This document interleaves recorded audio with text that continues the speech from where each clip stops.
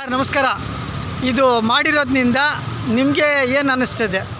ಏನು ಅನಿಸುತ್ತೆ, ಪಬ್ಲಿಕ್ಗೆಲ್ಲ ಅನುಕೂಲ ಆಗುತ್ತೆ. ಅಂಗಡಿಗೆ ಒಂದು ಸೈಡಿಗೆ ಗಾಡಿಗಳು ನಿಲ್ಲಿಸ್ಕೊಂತಾರೆ. ಹೌದು, ನಮ್ಮ ಸಾಹೇಬರು ಮಾಡಿರೋದ್ರಿಂದ ನಮಗೂ ನಿಂತು ಡ್ಯೂಟಿ ಮಾಡೋದಕ್ಕೊಂದು ಹೆಮ್ಮೆ ಆಗುತ್ತೆ.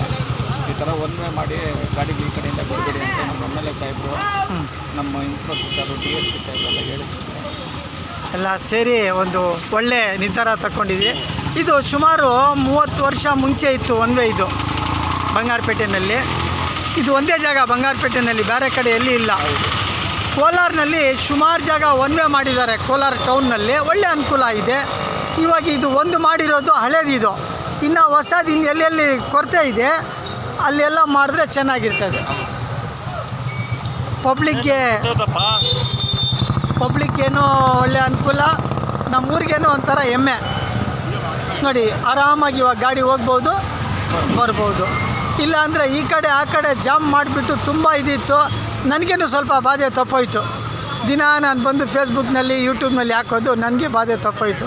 ಥ್ಯಾಂಕ್ಸ್ ಸರ್, ತುಂಬ ಧನ್ಯವಾದಗಳು.